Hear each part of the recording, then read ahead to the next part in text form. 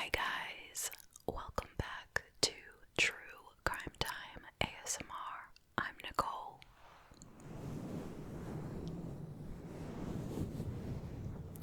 Thank you so much to everyone who has tuned in to this video.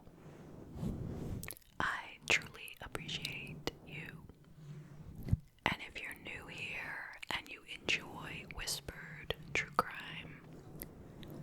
please consider subscribing to the channel. I post 2 times a week, on Monday and Thursday at 6 p.m. Eastern Time. I recommend using headphones if you would like to hear the gentle mic brushing. Now, before we get to tonight's case, please make sure you're subscribed with your notification bell on, and please give it a like if you don't mind. Thank you. Tonight we are traveling on over to the state of Michigan. Shout out to all my friends in Michigan. This case takes place in the year 2012 in Grosse Pointe Park, Michigan. It's not far from Detroit. And this is the case of the murder of Jane Bashara. So, let's talk a little bit first about the neighborhood. Grosse Pointe Park is a very affluent and beautiful neighborhood. The houses are big and beautiful with manicured lawns.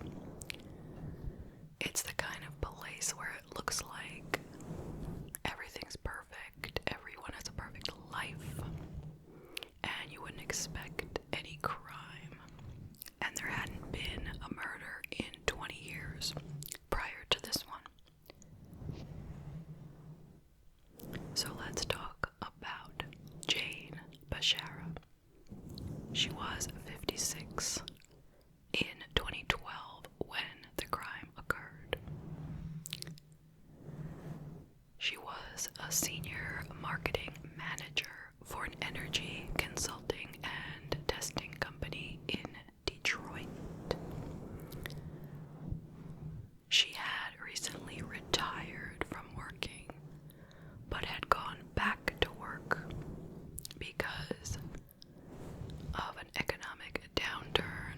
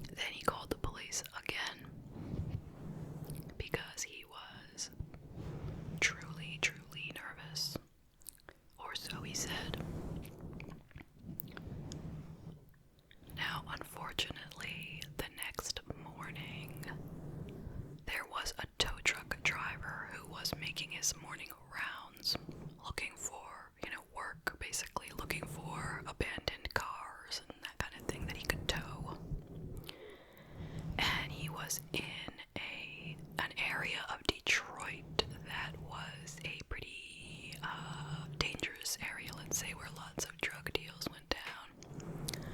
And he came across this nice, shiny, black Mercedes SUV in a very dingy alley, and it was abandoned. So, he called the police, and they came down and they took a look, and lo and behold, it was the car that belonged to Jane Bashara, the missing woman, and her body was in the back seat. She had been beaten and strangled. She had put up quite a fight, it seemed, and her fingernails were broken. They found a broken fingernail in the car there, and they packaged it up to test for DNA. And the contents of her purse were dumped out in the car. Nothing was missing, or it didn't seem like anything was missing, you know? Like, what would be the reason that this woman would be dead in her own car with her possessions? If someone wanted to carjack her, wouldn't they take the car? If someone wanted to rob her, wouldn't they take her purse? So, of course, they came back and they told Bob what they had found, and they asked to examine the house, you know, look around, and he was cooperative. He came down to the police station to talk to them as well, and he continued to be very cooperative. He did mention that she sometimes smoked a little bit of marijuana at night to help her sleep, and maybe, just maybe, she had been in that dangerous neighborhood looking to get some marijuana. The police asked him to take a lie detector test, and he was agreeable. He took the test, but he did not pass it. So, he took another test independently, and that one he did pass. He also gave a name to the police. He said, "Look into this guy, Joe Gentz. He is our handyman, and he seems a little dangerous." Now, this guy, Joe, had an IQ of 67, making him, I guess what you'd say, mentally disabled. He had the mentality of a child, basically. 100 is the average IQ, and he had 67, as I said. So, the police brought in this guy, Joe the handyman. Big guy, strong guy. He was a bit erratic at times, the way he would sometimes be calm, and then he would sometimes kind of blow up at them. They questioned him, and he said he had nothing to do with it. But I don't know what happened with him, but I guess he was thinking about it or something. He came back later that same day, and he confessed to the police that he did it. He murdered Jane Bashara. But here's the thing. Bob Bashara made him do it. He paid him. He gave him $8,000, or he promised him $8,000 and an old Cadillac. And then when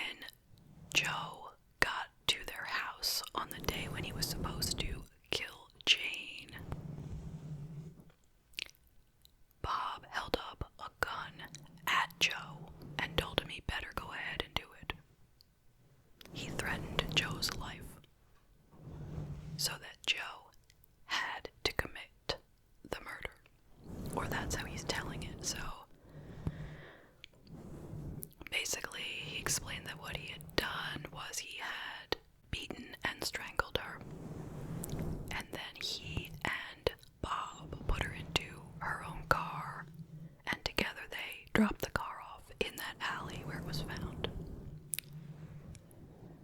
So, the police could not really expect to win a case if this was all the information that they had. All they had was the confession of a man with a 67 IQ. So they let him go. They held him for as long as they could without arresting him, 72 hours, and then they let him go. They figured they needed to spend some time to make a case before they arrest this man. Now, meanwhile, Bob was out there talking to everyone who was there to listen. He went on many interviews. He was on Dateline in 2012, telling the story. Now, seeing him so much all over the news, people all over town and in the area were seeing him and saying, "Hey, I know that guy." But I didn't know his name was Bob Bashara. I know him as Master Bob. And these people started calling the police to say what they knew about Bob. They didn't know anything about a murder, but they had information about Bob. Turns out that the place I mentioned, the Hard Luck Lounge, like I said, that was in one of his buildings that he owned and rented out. And in the basement of that building, Bob had a BDSM sex dungeon. And he was Master Bob. He was a dominant. I'll leave that to you to Google it if you don't know what it is. But it's kind of like what it sounds like. And he advertised on a website. Let me tell you what his ad said. Master Bob, a complete trainer. A male dominant from East Side, Michigan, 6'3", 250 pounds and 50 years old. I will open, train, and guide you in this lifestyle. Kneel and have all your desires and cravings opened to you. I will make you love and enjoy the lovely mix of moderate pain and pleasure. Now, this dungeon was a windowless room with a bed in the far left corner. There were a bunch of lamps with axes and swords all over the room. Hanging from the ceiling were hooks for binding and a tiny cabinet that contained his chains, ropes, candles, and sex toys. So, once this came out, Bob admitted, yes, it's true, but this has nothing to do with a murder. He said that his wife did not know about it, but they had an open marriage, meaning they didn't have to stay faithful to each other. And there was one woman who had met him on the internet named Rachel Gillette. She had lived in that same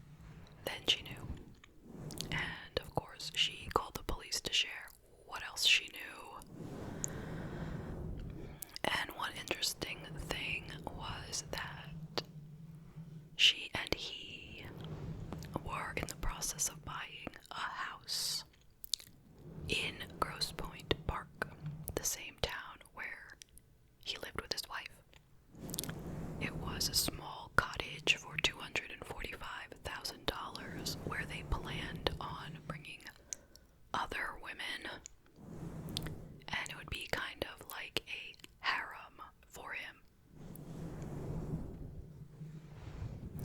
And the closing date was to be on January 27th,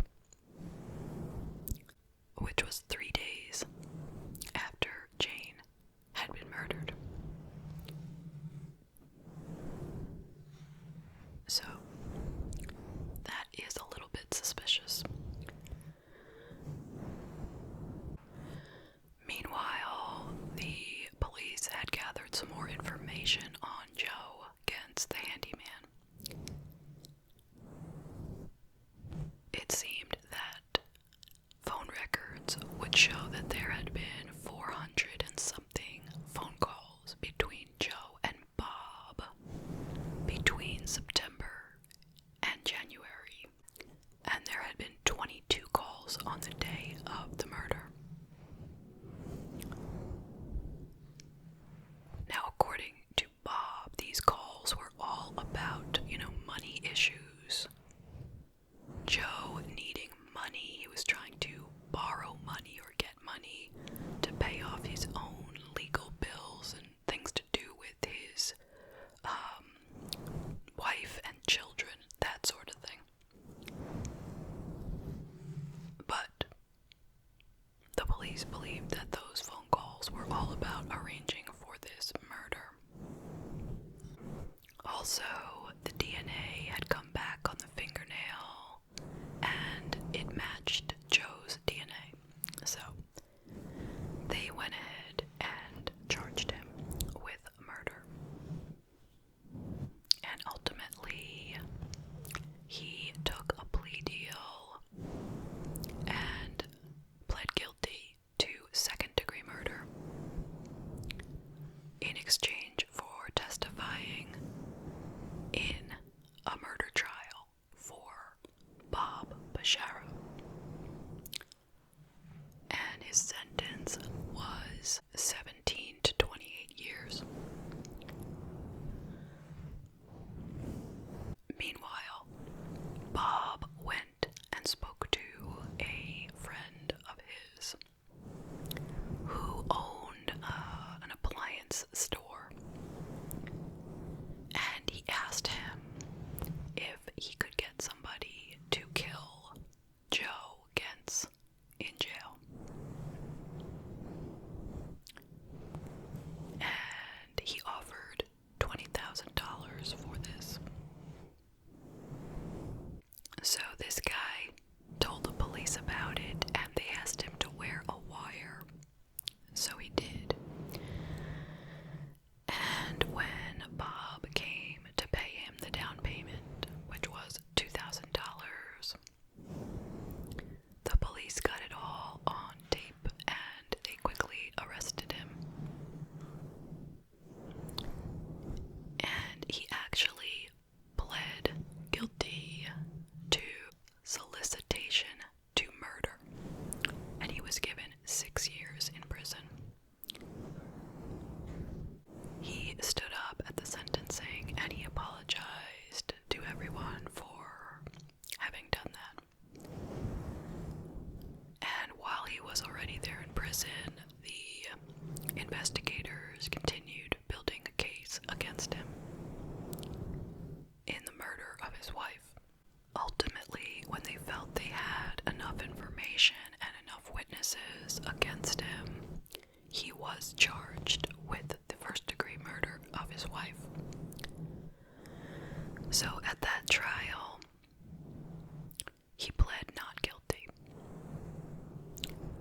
continued to claim that he did not have anything to do with his wife's murder, and the fact that he was into BDSM really had nothing whatsoever to do with murder. He could be doing that on one hand and not be a murderer at the same time. But there were a whole bunch of witnesses that came in there talking about his character, and of course Joe Gens was supposed to come in and tell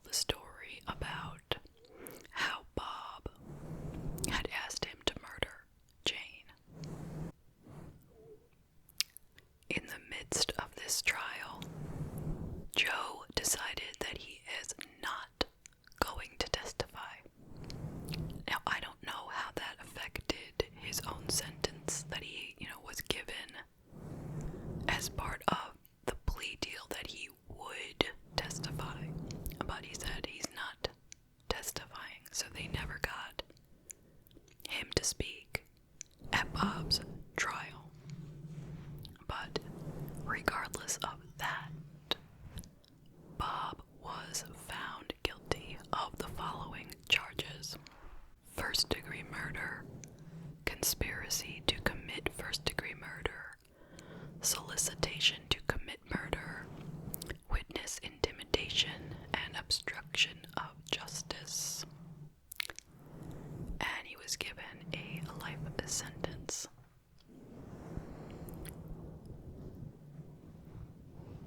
And here is some of what the judge said at his sentencing. She really had a lot to say, but this is just some of it. You were a product of privilege. Your mother loved you, but she did not know how to train you to be a man. Your job was to do you and make you happy. BDSM was your arsenal to prey on vulnerable women, and you used it to torture your victims. Master Bob, Jack of manipulation. Your words and demeanor were your scalpel, which you used with experience and precision to take from women.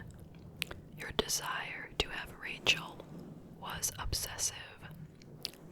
You told her that this was the last Christmas you will spend with Jane.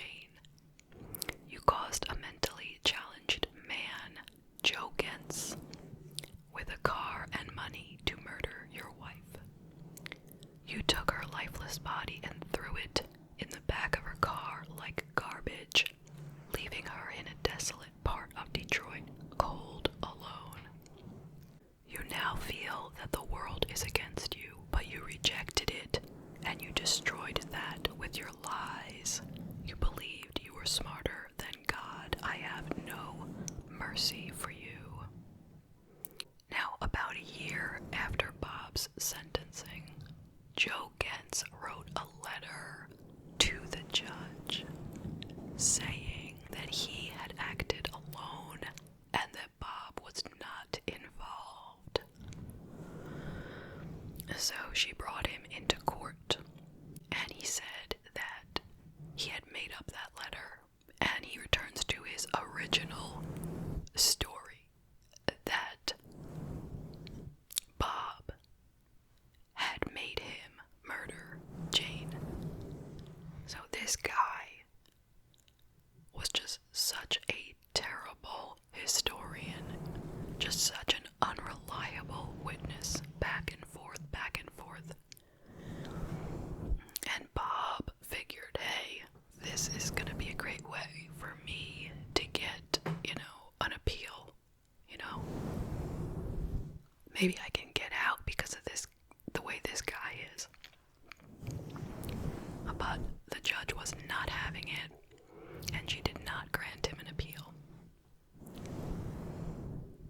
And lo and behold, in August of 2020, Bob died in prison. We don't know from what they kept that confidential, but they kind of alluded to the fact that it wasn't COVID, but we really don't know what it was. And that's the case.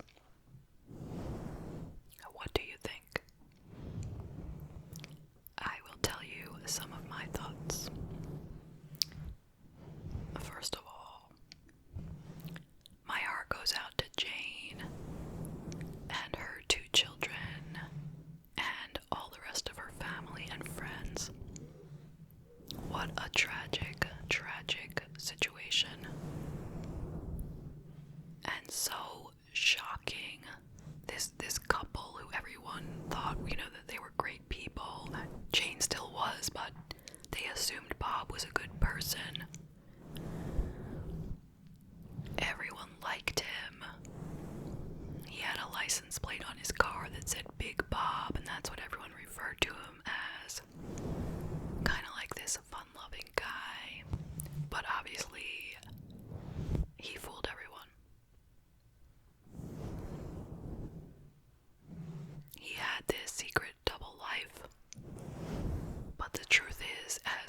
crazy as the story is, it really comes down to the typical situation where you have a married man falls in love with another woman outside the marriage, wants to be with her, and kills his wife so that he can be with his new woman. I mean, that is all it comes down to.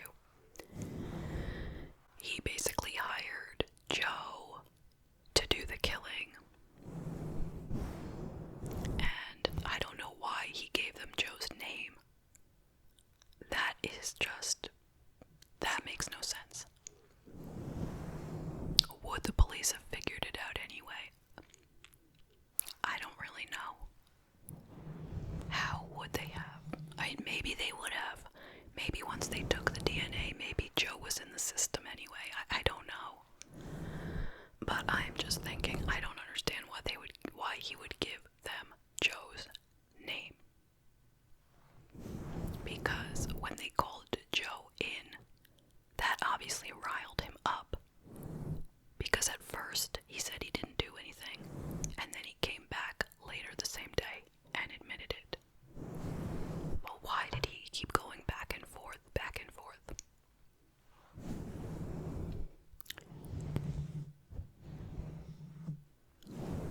I don't know, it